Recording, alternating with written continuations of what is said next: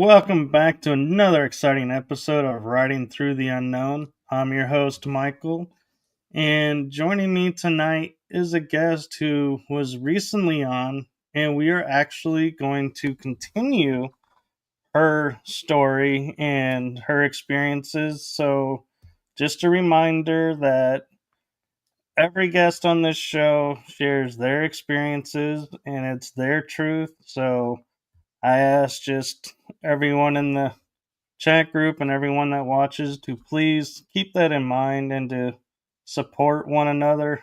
And with that being said, I am going to turn it over to my guest to continue her story. And so I give you the one, the only amazing, super informative Olivia James. Hi, thank you. Thank you for having me back on. Thank you for coming back on. I guess we talked a little bit before we started the show that I could just continue. We had a couple of topics where I left off, so I'm kind of going to start there. Um, Last time we chatted with everyone, I kind of gave like a backstory of how I kind of became involved in the programs, MK Ultra, Monarch program, the Secret Space program, things like that. So I kind of wanted to continue that and just give a few more details. Um, So I kind of wanted to talk because it's always been like an eye opener for me is to talk about Mars. And I always say that we think that, I mean, I myself too, before I remembered who I was, I didn't know that, Mars was inhabited or was full of people. I had no idea until I got my memories back. And that was some of the first memories I ever received was of me on Mars. And I know a lot of people in the secret space program, they have kind of a bit of a different experiences of being on a different planet than I do.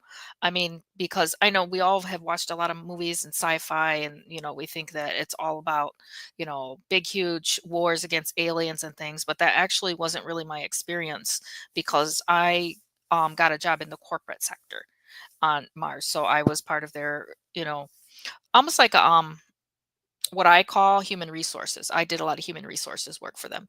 And I wanted to talk about a little bit about how I got that job actually.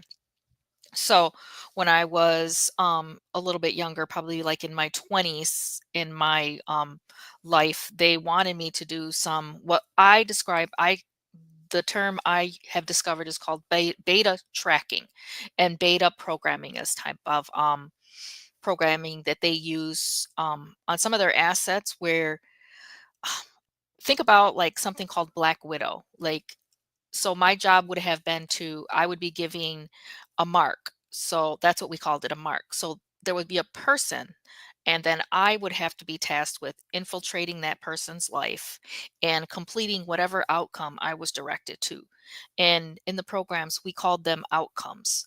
We didn't, that's the name we gave for everything. All the directions you were given lead to a specific outcome, and that's what you call it. You never say what it actually is. You just say the outcome. So whatever outcome they had directed me to complete, then I would have to do that based on who the mark was and what kind of information they were trying to get. And a lot of it was intel gathering. A lot of it was recording with an altar that had a photographic memory, things like that to get the information. There were so many, you know, and actually, they had no idea, and they wouldn't know because that's we're trained to make sure they don't know who we actually are. So you would sometimes just meet a person just like normal, or so they thought. You always knew where they were going to be. You're giving the targeted coordinates, things like that. You go meet this person; they're going to be there, and it never failed. I never had a mission for beta tracking fail. It always something they always were able to, see me somehow. No matter who was in the room, they always were drawn to me. Whether that's a psychic ability or not, I'm not quite sure how I did that, but we were trained to do that kind of thing and complete those outcomes. So I ended up getting a promotion for a job well done, they said, pretty much not saying a perfect score, but close to perfect score. And in terms of the outcomes that I delivered to, the overarching agencies and program handlers. So they considered that a successful asset in that area.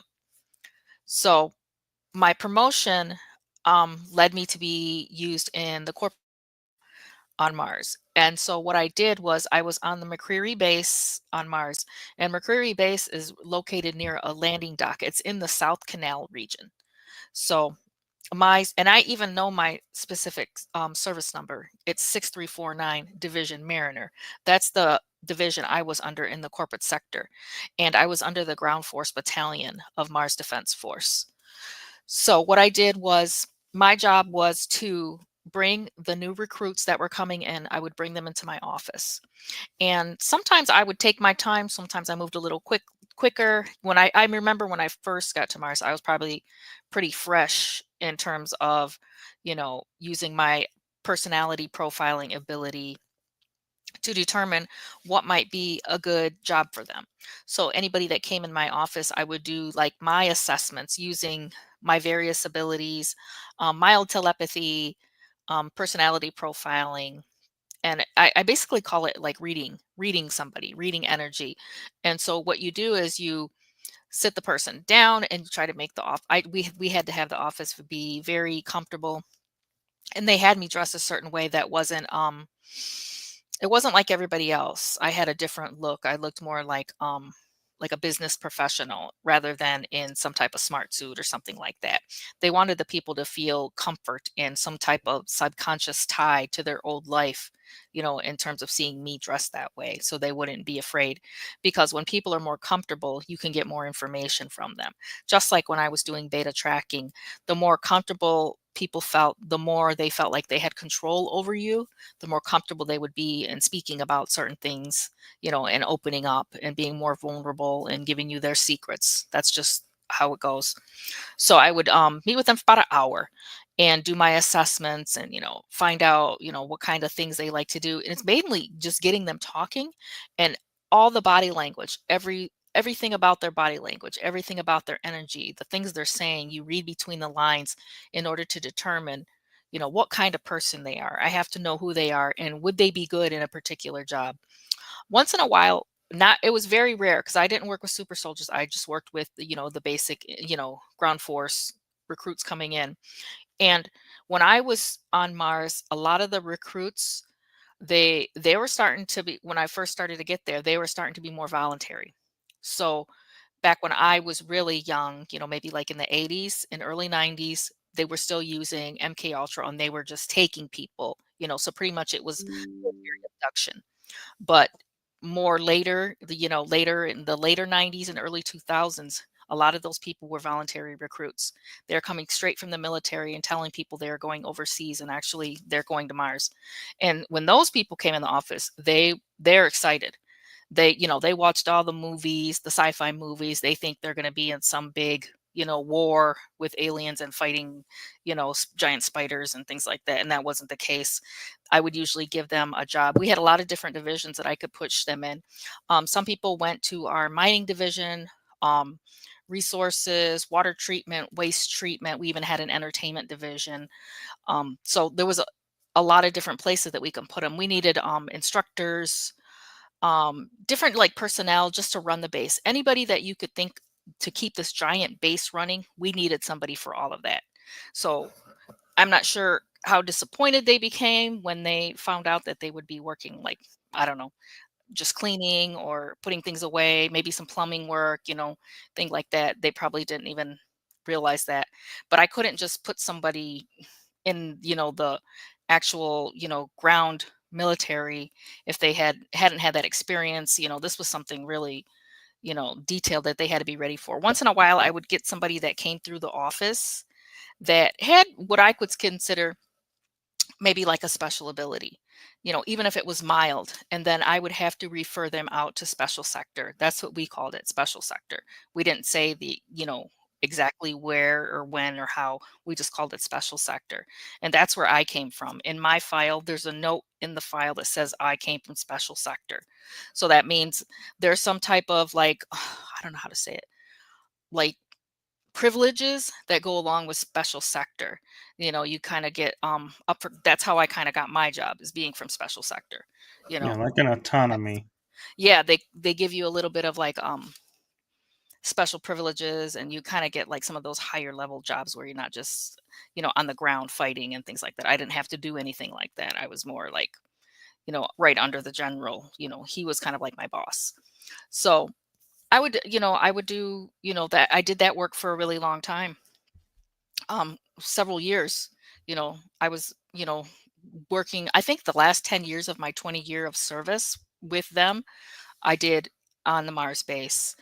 And you know what? I hated it. I hated everything about it. I didn't have a lot of connections because they didn't want me to have connections with people. They thought that it would pull pull my ability from me, and I wouldn't be able to do the same things that I normally do.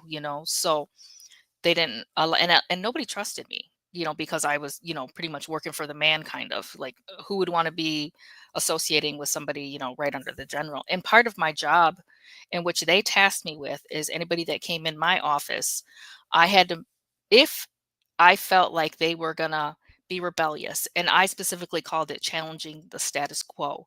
If that were a possibility, I would have to alert, you know, the upper management, and make sure there was a note saying this person could possibly be one of those rebellious, because that was not allowed on my base. There was no, rebellion. There was no talking back. You had to do everything step by step with the way they said it. And we were trained like that, to consider everything they said, we had to do perfect. You listen to everything they said. That we didn't have it, almost like you didn't have your own mind thinking. You had to do everything, they wanted to do, based on the morals and the values of that particular base. And which our base was very much power, control, and conquest was the name of the game for our base. And what we were trying to achieve is conquest, space conquest, earth conquest, everywhere. So I did that for quite a while. Um, and like I said, I didn't have a lot of friends. I didn't, talk to a lot of people. I pretty much stayed to myself. Nobody wanted to talk to somebody like me.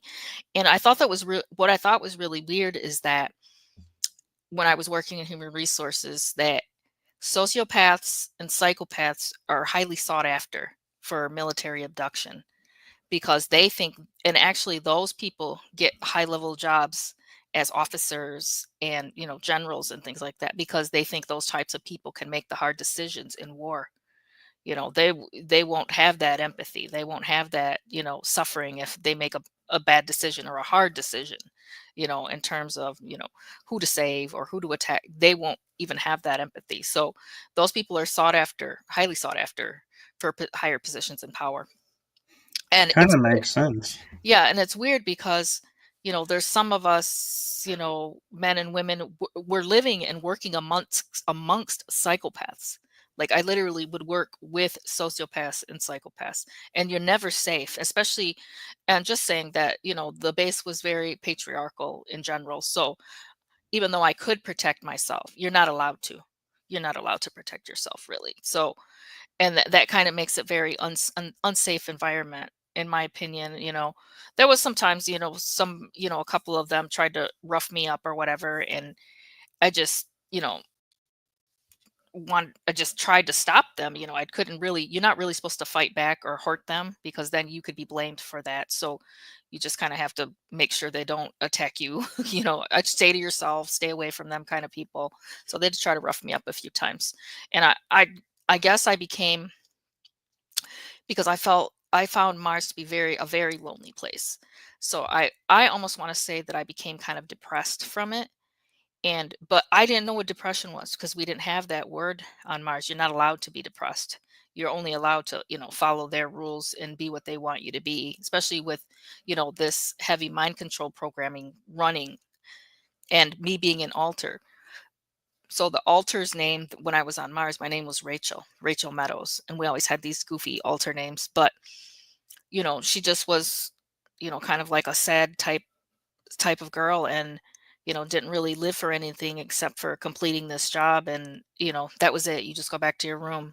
I didn't have a lot of friends or anything. And there was one time that, so the entertainment division, they do these exhibitions on the weekends sometimes, and it's a way to draw people, from outside, the civilians from outside the base, to come in. Sometimes they come in, and if it's a special event or whatever, and they have these exhibitions, it's almost like gladiator games. They do it for fun, like UFC type stuff and things like that. They think that's, everybody loves that stuff, even on Mars. So there was one time that they were offering for people to volunteer to do fighting, or do like an exhibition, just so, and then you could get a prize. So I felt like everybody hated me, and I felt like if I volunteered for this, that maybe, I might get a little bit of different, people might have a different idea about me or who they thought I was.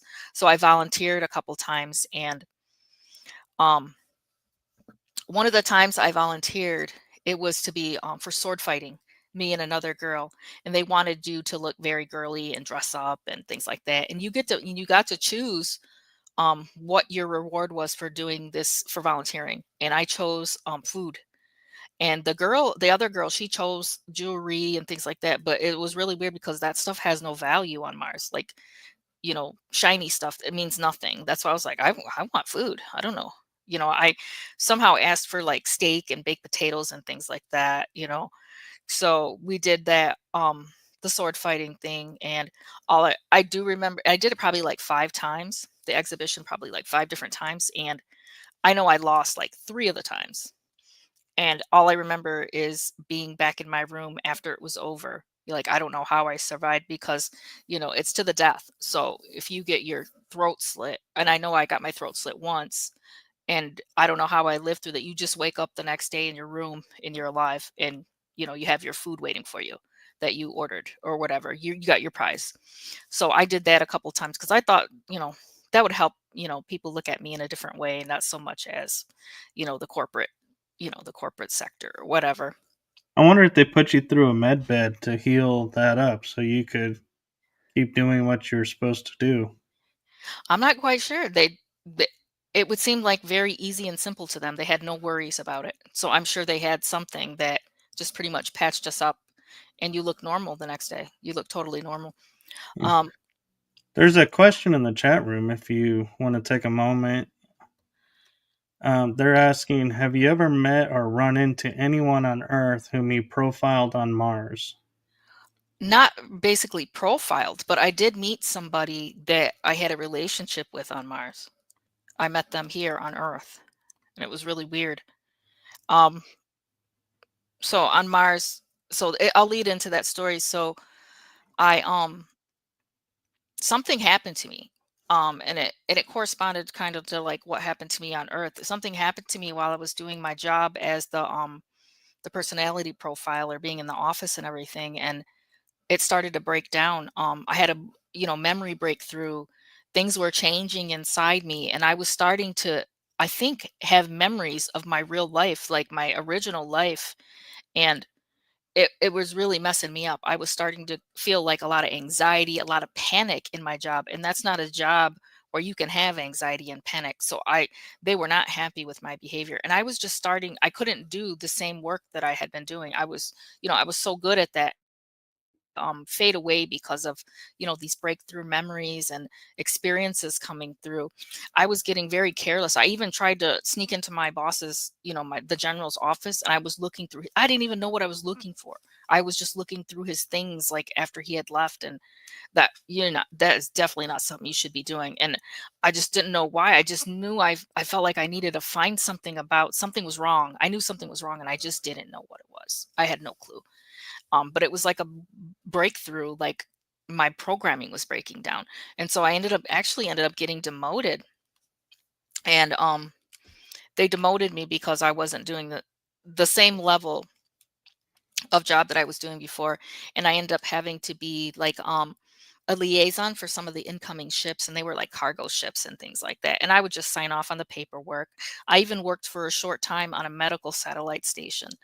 And that's near Mars. But on that satellite station, they're doing a lot of augments there, and augmented of bodies for soldiers and things like that. And some of the physicians or experimenters or researchers, whatever they are, some of them aren't fully human. So they feel the group feels like that if they have somebody like me that can almost act like a medical social worker, you go in their office and get them to sign for these procedures, then they think that it would go smoother. And they're very serious about having consents for everything. There's signatures everywhere for everything you do. So I would have to go and get the signature from people to so they're consenting to these procedures, from them replacing it with different things. And, I was just somebody that would keep them calm. Because imagine if somebody that wasn't fully human came in there and said, give me your signature, they might freak out or whatever. So they don't want that. So they have me go first. So I thought this was real. I ended up when I was working with the cargo ships, I met somebody who was just like a low level type worker. I don't know. I don't want to say low level, but he was more like a ground force worker, and he was, carrying cargo off the ships or whatever. And we ended up getting, entangled for a little bit. But I always remembered that one time he came back from a trip and he had something from Earth, and it was a treat. And I thought it was like the biggest gift in the world. He brought me back one of those raspberry zingers. It's like a little Debbie snack cake. He had smuggled that to me, and I thought it was like better than a diamond ring. It was like a little raspberry zinger. So it was like a little Debbie snack cake that he had stolen and brought back for me. Like the biggest gift ever. So that was somebody that I had met on Mars, and then I actually met him here on Earth, through the community and things like that. We met and kind of remembered the situation with the raspberry zinger. It was really interesting to have somebody remember, you know, that, because it was such a weird thing to remember. I don't remember like doing other stuff, but I remember like a snack cake. So, and food was something like that was always in my mind. I thought that was weird. For some reason, weird memories in me. I don't know if it's I don't know what the tie-in was, but sometimes food would trigger memories. Maybe food smells or something like that. So I think that's interesting. Um, so when I started doing that, and I was getting close to retirement. At that point, my last 10 years of was getting close to retirement, and I knew what the retirement entailed. And for me, from what I remembered, at the end of the 20 years of service, they would age regress us and return us back to where they took us, which for me was at about age 19 when I officially got taken into that secret space program. But for years since childhood, I'd been used in like MK Ultra and Monarch programming. So they took me only for this 20 years at age 19. So I was pretty much there from 19 to 39. And I knew it was going to be, from what I remember, it was all chemicals. I'm sure at different points of time they were doing different things because they're constantly progressing. They're constantly creating new technologies, things like that to go along with some of their processes and procedures. So I remember signing all the paperwork, and I seen it. And everybody who went through this program, if you were under Myers Defense Force, I can't speak for some of the other factions, you signed lots of paperwork. You agreed to be controlled and monitored for the rest of your life. And you also agree even to be used in your next life, which I think is really interesting, that they not only take control of this life, but you literally say, okay, if I'm born again, then you get to take me again by my own signature, my own consent. So they take that really serious. I also consented to be coded for re-entry. I remembered that right on the form. I was coded for re-entry. Um, and that means that once I was returned and went through they returned me to my crappy life. Once I was returned, they could come take me whenever they wanted. If they needed somebody for a job or a mission, they could come take me whenever they wanted, no questions asked, because that's what I signed for. And that's what, a lot of us signed for. We just don't remember. I remember though, because I was the one making people sign some of that stuff. So, um, I ended up getting returned to my normal life. And, you know, I went through that, and I tried to, um, and it was rough. I think it was rough. And I feel like they contribute to making it rough. Having, you know, a weird, strange feeling all the time inside you, then I also had a lot of paranormal things that were kind of always surrounding me, a paranormal life kind of thing, which I find really strange, that they would kind of push that on me. But after I had been returned, like I said, I had gone through my whole crappy life, and a lot of things happened.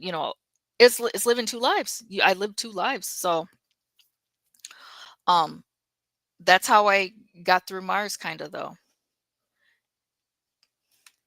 Yeah, it's definitely a mind warp, and I wonder, like you're saying, they make it crappy so that you're like, oh, I want to go back.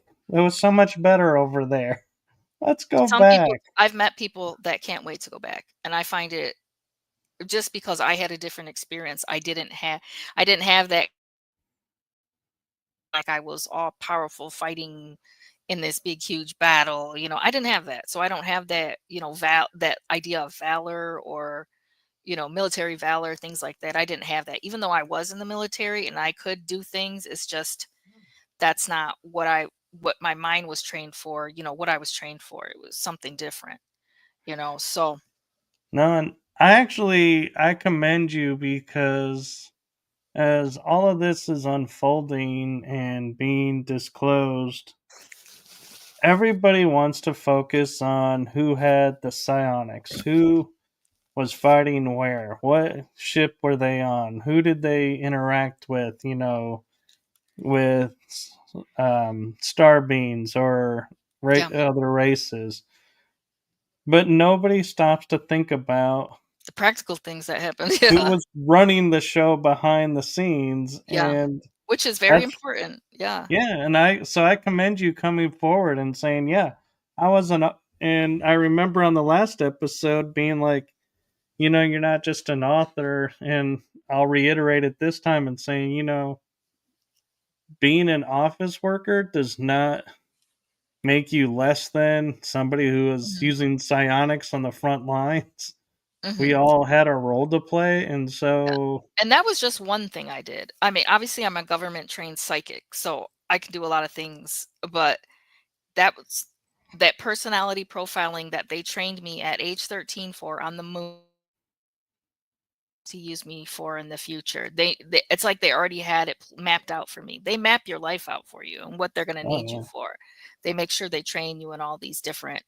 Did I talk last time about being used for, paranormal things and the some of the occult projects? Did we talk about that last time? I don't think we really got into the occult on the last episode. Oh, I okay. think you were just doing your basic starting, and then we were like, "Oh, the hour's up. Oh, well, we didn't even get to talk about this, this, and this." And Because that's so. I mean, I find some of the occult things like just amazing because I feel like it's crazy that shit so far into the paranormal realm that people cannot. They make it unbelievable, but it's actually kind of like pretty practical what they're trying to do. That's why I think it's so interesting. So they had when I was under like monarch control, they had monarch has a catalog, and there's some of these what we would an elite families, just elite people that they have a specific idea of how they want to stay in control. So there was this particular family, and they were out like on the East Coast, and I got treated pretty well by them. But they had since 1500s they had connected with what we call like a familiar spirit or a familiar daemon. They use the word daemon, they don't say demon, they say daemon. And they feel like that connection is what brings them their success every year and keeps them in power, keeps them financially successful. In their minds, they think that is how they stay in power. So what they want to do, they kind of do this like ritualized things yearly, and it's quite expensive. So they don't do it all the time. They do it a couple times a year at the most. It's very expensive for them. And I think it's weird that it's so pricey because it was kind of easy for me. And so they use some, and what considered like so and actually demons taught me that word. from the dark side, they told me that what I do is called hosting. So that's how I got the word hosting. I called myself a host, and that's what my ability is, hosting. And they taught me. So in this particular time, I was taken to this a really nice, big, beautiful mansion, and they treated me very well, fed me well. I got to, have my own room and relaxing. And towards the evening, all the people came. They had like a lot of family members and friends came over, and they were just dressed like for a normal day. I didn't find them to be really weird or anything. And sometimes they would have me by myself, or I would have another person there that did the same thing I did. And I'm not the only person that can do hosting. If anybody does research, you can see that this has been done throughout cultures for thousands of years. They actually call it letting the spirit ride you. So I'm not the first person to attempt this or be able to have this ability. A lot of people can, and they sometimes people use it as part of their spiritual beliefs or spiritual process. So at this particular time, the family, they wanted me and another gentleman to do the hosting for them. So towards the evening, and then this was their ritual, and they didn't dress any differently. They didn't have black robes on or anything. They wore casual clothing. We sometimes they wanted us to take off our clothing, sometimes not. It just depended on, what they planned on doing. And they wanted us to host, which means they wanted us to bring down their daemon to this world. So that's what we would do. I would open myself up. I would go into trance and open myself up to whatever was out there, and I would allow that thing to take over my body. And this particular family was a cult, and they're a cult of Bacchus. So I let Bacchus take over my body. And when I tried to stand up, it felt like I had like 200 pounds on each leg, because he's not used to being in a human form. He's not used to doing that. So it felt so heavy, and I was like almost like trudging, trying to get to where they wanted me to sit down. And what they wanted was they wanted to have dinner with their god. So they had me sit at the table, and they had all this big, huge, spread of food prepared. And, you know, Bacchus has taken over. And when Bacchus takes over, I take a back seat, and I just go to like a really kind of like relaxed, comfortable spot, and I let him take over. So he came to the table, and they were all so excited, and they were all standing around watching him. And using my body, he just went nuts and started like ripping and tearing and eating the food like like an animal, because obviously he's not a human. He doesn't know how to eat like with a knife. He was eating like an animal, just ripping the food. And they were, and I don't think Bacchus, from what I could tell, he did not like the reception he got for that. And he was really pissed off by that. They were like, you know, they were all standing around with their mouths open, like they couldn't believe, he came down, and he was mad. He was like, "How dare you, disrespect him in that manner?" Because he's saying like, "I'm a god. I came down here, and you kind of give me these eyes, like, you know." It's almost like they looked at him like they were disgusted. And he was not happy with their behavior. And also they were like asking him goofy questions, treating him like a regular psychic, like out in, just at a psychic fair or something. And they were asking him silly questions about, their husbands, their wives, their businesses, and things. And he was like, "You called a god down here for this? Like, how dare you? And you're not worthy to be my followers. You haven't done this." And he was really upset about that. But this is what some of these families are doing, because they think they stay in power this way. But Bacchus told me, he said that the the only reason they're rich and successful is because they were born rich and successful, and they carry it down their family line. He said he has nothing to do with it. He does nothing for them. He really doesn't even have a connection with this people. He said he comes here for the reverence and for the worship, because that's how a lot of the elder gods live, off that reverence and that worship. That's how they've lived for thousands of years. They consider themselves elder gods. And actually Bacchus used to be called Dionysus. So he was like one of the elder gods from different mythologies and things like that. And him, when and he's very connected to me. He feels, in his mind, he feels like I'm one of his progeny, because he said that I was conceived when my father was hosting him. So he considers me like a progeny of his. So he won't he won't let anyone kind of harm me in a way. If I do end up having to do work, like go under trance, or I'm out working in the shadows, in the outer realms, some things like that. If I get nervous, and I call in my mind to him, it sounds like 1,000 thundering buffalo, like, coming towards me, like, as fast as it can be.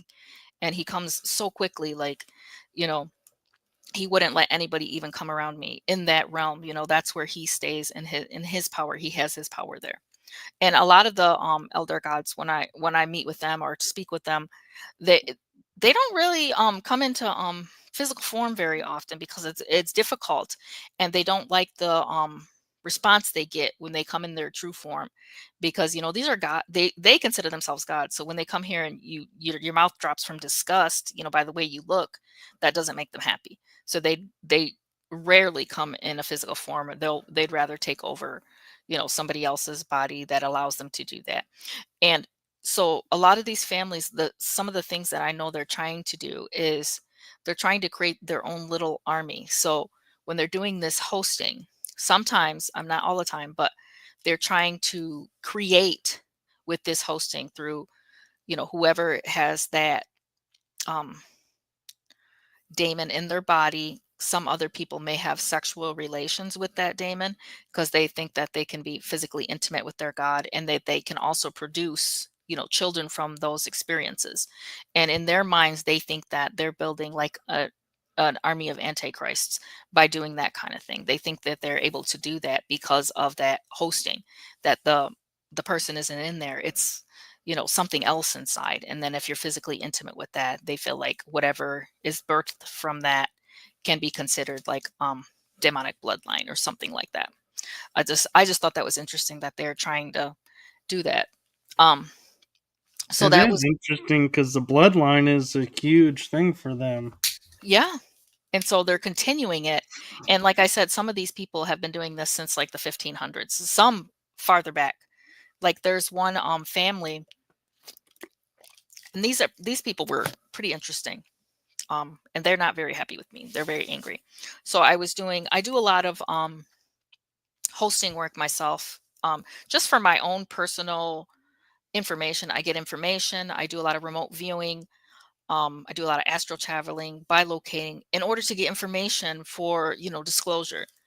So I do a lot of that. And I know at some point I had been trained in some type of, I don't know, ancient occultism. I was with this family, had been tasked and trying to teach me.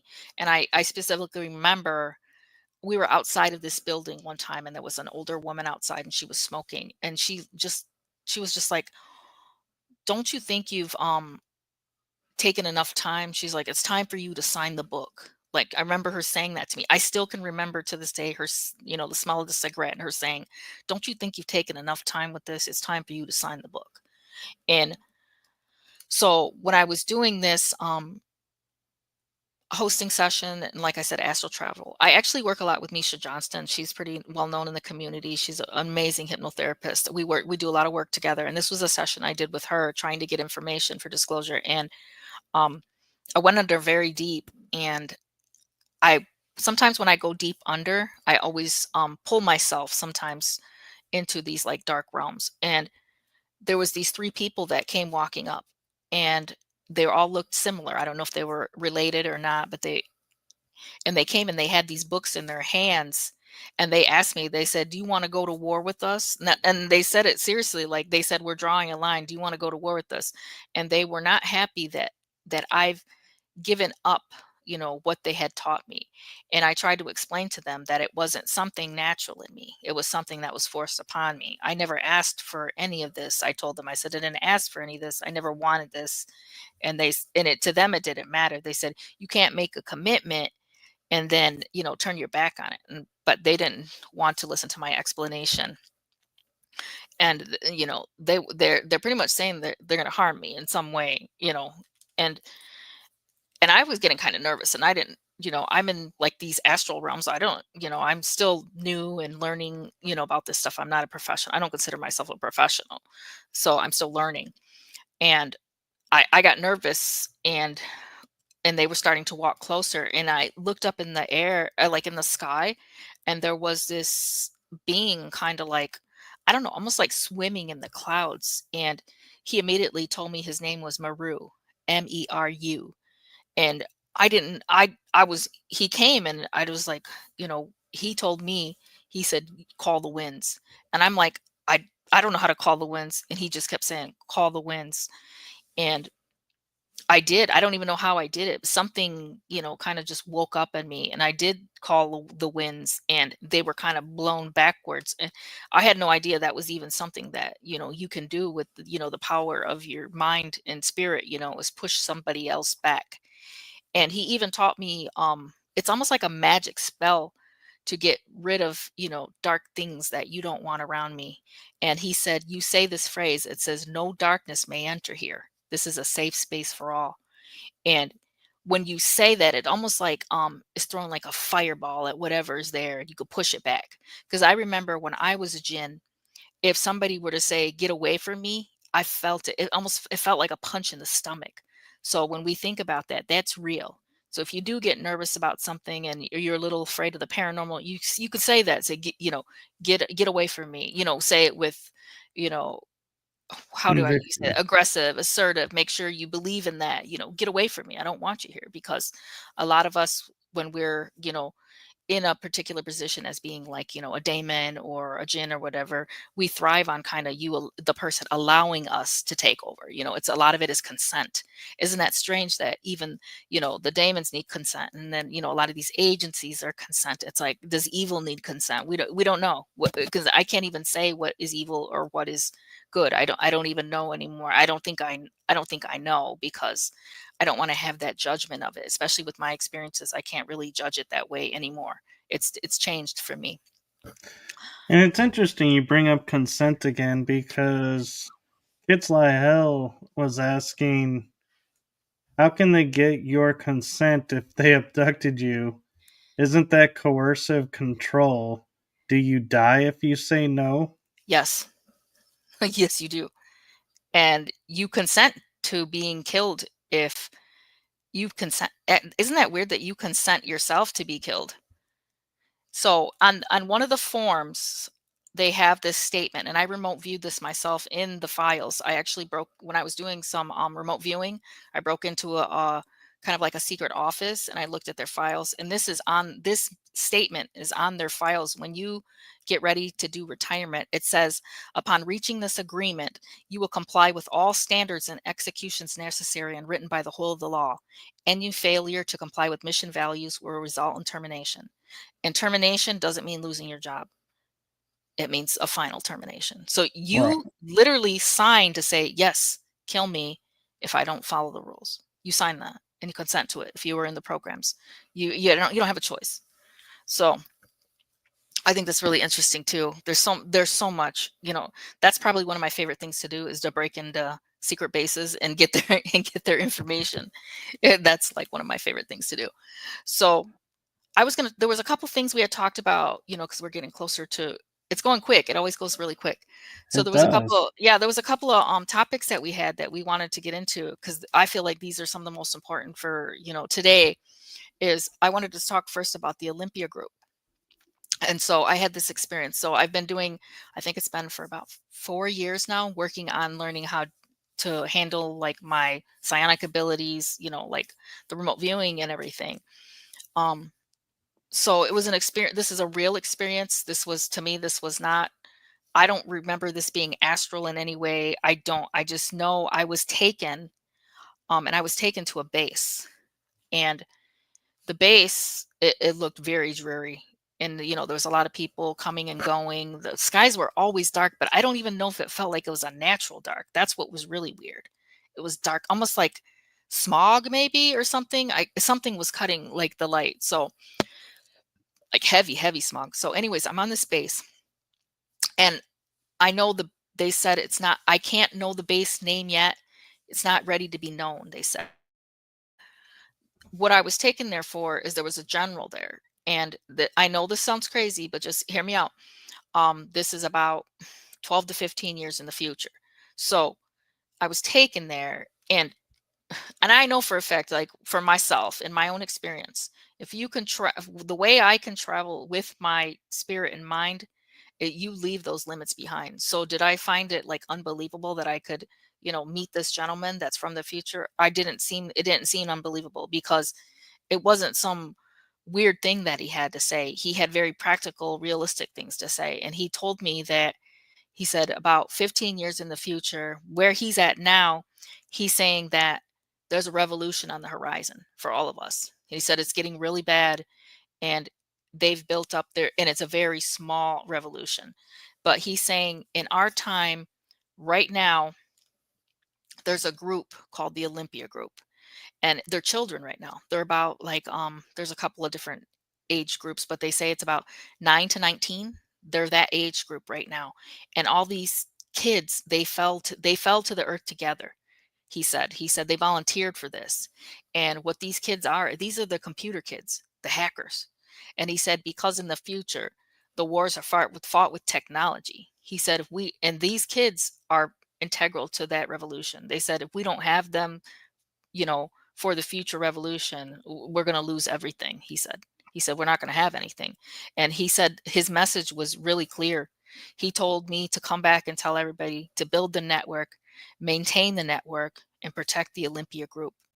So it's basically a message of we're building our network here, protect these children, and to make sure nothing happens to them, because if we don't have them, we're not going to have anything in the future to fight back with. These kids are so important, and their minds are like computers naturally. So it was so interesting to hear this message, like, because it's not something like, I don't know, it was when I came back from that trip where they took me and brought me back, I was just like, I was kind of like in awe. I'm like, you know what am I supposed to do? You're asking me as just a girl, to come out here and like start this network for people, to get to know each other, for full disclosure and everything. I told him, like, I'm just a girl, and he said, go back and tell them what to do. So he I, I just try to tell people that we need to protect this group. And he told me that some of these kids that are identified as the Olympia Group, the people in charge that are controlling us, they know who they are, and they are going to target them. They already know who they are. They're going to target them to make sure they're thrown off course. And they showed me a couple of pictures, and they try to show me who some of the kids were. There was a couple of kids that I saw, and one of them, they said they're going to try to make that girl a drug addict so she can't, focus on her mission and be able to complete it.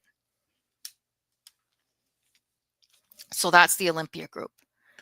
It's interesting because I've been talking with a couple others that are in the programs, and there seems to be a shift with some of the people who have kind of broken free somewhat of their programming, Hmm. and their number one mission that they are undertaking is going to help get the kids back Hmm. and to stop the kids from being messed with. And so it's interesting that you're saying you got this message to come back, and tell everyone to protect the kids. And it seems like there's a faction within the programs that are doing just that. So it's like, Yeah. And you know what? He's very clear that, we're looking to other people to do this. It's no, he said, we're building, like me and you here. This is the network. It sounds crazy to say that, but he told me that this is the network we're building, and this is how we're going to get information out to people, especially with the Olympia Group, because they're not just like um normal, not saying normal, but it's not a normal life for them. Their minds are going to be very coveted for what they can do and how they can handle technology and stuff. It's going to be amazing if we can turn. They said they are the ones that will turn the tides of the war when things are looking so bleak. And he told me that 15 is bleak, it's looking rough. And I did a session not that long ago, and I asked, like, I think it was a spirit guide of somebody, and we asked, what is the percentage that this reality, in terms of the revolution, and this timeline is going to happen, where it's looking really bleak. The spirit guide that came said 38% possibility that the timeline for that revolution, you know so looking rough. And so 38% is still kind of, to me, it's still, we should prepare. If it's 38%, it's still like something that needs preparation. it's high, but And also, you Yeah, could that's look what at it and we got a as chance, though, we we're got a making a chance. difference. Yeah, we got a chance. So I was gonna the last thing I wanted to talk about, 'cause this is really important, this is really hitting everybody, is, Project Oblivion. So this I got this information, doing what I call, like, a hosting and, a remote viewing session. So I'm able to connect when I go into like a very deep trance, I'm able to connect to various parts of people. There's so many different, you don't even realize, you think I'm just, somebody can just connect to your brain or your mind. There's so many different pieces of a person to connect to. You connect to alters, different personality traits. You could connect the brain, the spirit, the mind, the soul. There's so many parts. So one thing I'm able to do is speak to some of these handlers in charge, and I specifically spoke to like some of the handlers that were um, monitoring like MK Ultra assets and Monarch assets and things like that. They take charge of us, and they said they're pretty much sick and tired of what we're doing, and they are going to squash us. Finally, they're going to squash the disclosure movement. That's their plan, and they're targeting people that are speaking out, people that are getting memories, and people that are assisting us, which would be podcasters. And that's going to be a huge target for them, is podcasters that are allowing some of experiencers to have a platform to talk about their experiences. So we're going to see a lot of people that are, especially in full disclosure, having their channels targeted, and the shows targeted. um, Assets are being targeted again. Things you're disappearing from your technology. I was just talking earlier, you get your phones hacked, all your information is taken off your computers. A lot of bad targeting. And Project Oblivion, they said it's given the green light. And what the green light means, so we were targeted before, but now they have to come full force, because they can't allow this to go any further, because now it's become too realistic. We're becoming more believable. We're making, better connections. It's expanding farther and farther, and more. And there's, more podcasters coming in, getting interested in these topics, and allowing people to speak on it and talk about their, personal experiences. And they said they can't have it. It's got to be over, and they're going to squash it, and they're going to keep targeting, and it's going to be, they're coming at us hard, is what they're trying to say. So people need to be aware about Project Oblivion, and people are really getting targeted from this. I really feel like they're doing exactly what they said they came to do, and it's to stop this, to exactly what we're doing right now. This network we're building, they want this stopped, and so they're going to target.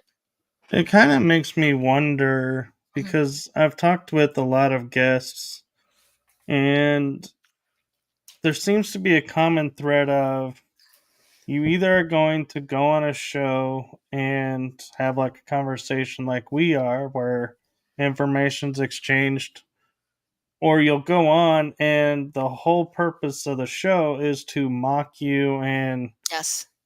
And so I can't help wondering if those shows that are doing the mocking, so to speak, Yes, they if said they that's Project Oblivion. They call up the handler called them Oblivion agents.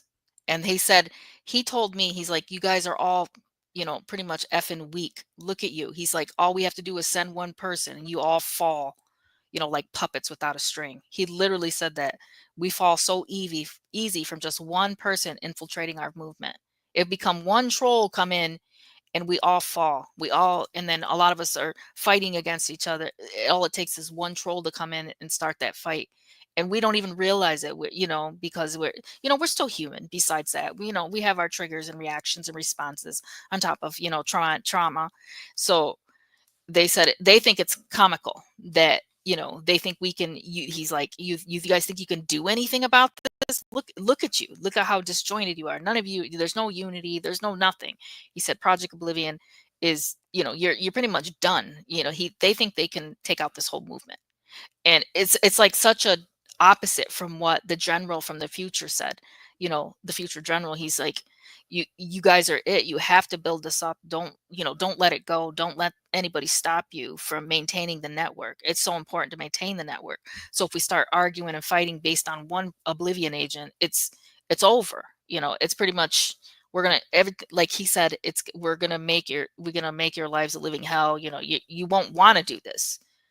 That's what they're going to say. We're going to make it so bad that you won't even want to continue doing these shows. hosts or, people. Yes, that's what they plan on doing. That's Project Right. Oblivion.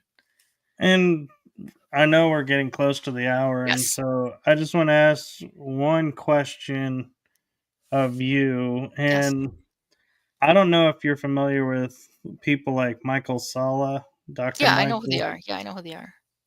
He is talking about like the Jedi generals and admirals are returning. Do you think this is like the general from your future that, they're sending back forces to help us? No. He said that we are it. They have no resources to do that. He said it's bleak. That's what this general told me. It's not like there's some big, troop coming and giving us the power. No, it's us. Isn't that, we're tasked with this. And that's why I told him, I was like, what can I do? What can I do? Like, I'm nobody. And he's like, go back and tell everybody. And that's the same thing, the same message. My father, he passed away a long time ago, and I maintain a connection with them through my abilities, but same message my own father brought me from the spirit world. He said burn it down. He said burn the system down. He said go out there, tell everybody what they did and what they made us do. And that's the mission. He told me, you tell everybody what they made us do, and for people to know is what's going to cause change, what's going to create change, what's going to keep our movement going forward, and not to let oblivion destroy us from the inside out. Well, I can tell you on behalf of my show, as long as I have a platform that I can air on, I'm doing it. So, And um, hopefully maybe someday one of those the kids, the Olympia group, will see this on like a YouTube or something, and something will click in them. And that's what the general thinks too. You know, he knows we have limited resources. He knows that. We told him that directly. We don't have like the monetary resources to build up some huge. He's like, you don't need that. He said, you need heart, you need soul to continue this movement. That's what you put into it. it's interesting you say that because before when I started the show and people would ask me, why do you do it? I go, oh, to, learn and build Mhm. community, and all that. There's a real But mission behind this. lately, when people ask me, they're like, why do you do this? I'm like, to plant a seed. And whether it grows or not is up to the individual. But I'm putting my shows out there to be seeds that are to be planted. Yeah, and I can feel like when I start talking about the Olympia, I could feel like that chill, like, that chill of knowing, that psychic chill that you get when you're like, holy smokes, I got to tell people about this. And when I got the message, I didn't say anything for like some months because I didn't, it sounds crazy.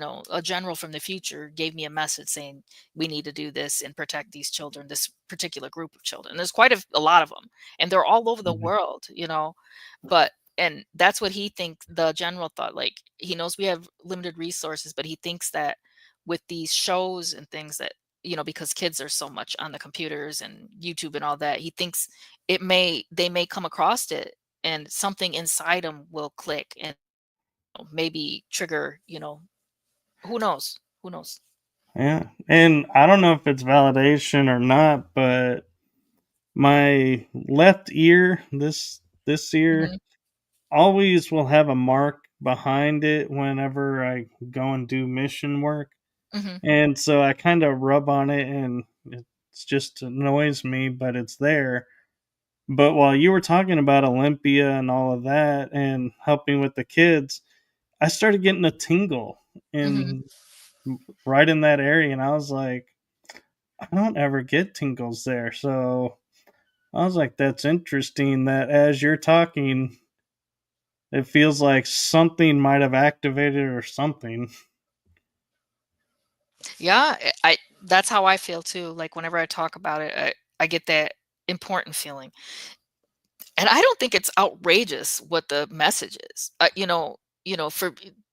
For being how I obtain the information, it's just how can it be a crazy thing to say protect children, and create unity within your own movement? I don't, how can people say, oh, she's a liar? Why is that such a crazy message?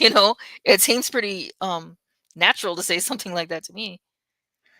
It does, and then you look at the world today and it's like so many things that we think should be common sense and Yeah. don't need to be addressed, we're having to address. Yeah. So I would say your mission statement is fitting perfectly in with the times we're in. Yes. Protect the children.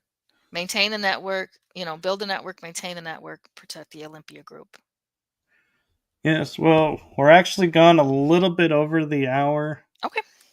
and so we will definitely have to have you back on again Okay. and keep Yeah. going with this. Yeah. I have a lot of information and stories I got, basically doing hosting like paranormal things. If any group members or viewers want to ever, talk about some of that paranormal stuff that I find really interesting, I'd love to be back on and we could talk more about the paranormal parts that I get into. Actually, I have a paranormal podcast, so I might just have you switch over and have you on that one to talk about the Yeah, paranormal. it would be really cool. All right. Well, thank you so much for your Yeah, thank you time for and having me back. I hope everybody enjoys it. And if you have any questions, you can reach out to me on social media. Anybody that has a question about anything or any of the information or my books or blogs, anything, if they have any questions, just reach out to me on social media. all right, and to the chat room, I'm sorry we again couldn't get to all the questions. We do have a finite time, and so we'll just, Hold keep on to bringing them. them. Maybe, yeah, hang on to the questions. We can get to them next time, maybe. Yeah, we might just have you come on for a question and answer session. Yeah, that'd be fun. Yeah. All right. Well, have yourself a wonderful night and week. Or actually, I could even say weekend because it is Yep. the middle of It's the close. week. Yep, it's close. So, thank you to everyone. Have a wonderful evening, and we will see you on the next episode. Blessings to you all. And I know this doesn't need to be said again, but let us look out for each other and especially look out for the next generation coming and all the kids. And let's make that 38% be more like a negative 38%. Yes. So with that, blessings to you all, and we are going to sign out. So good night, everyone.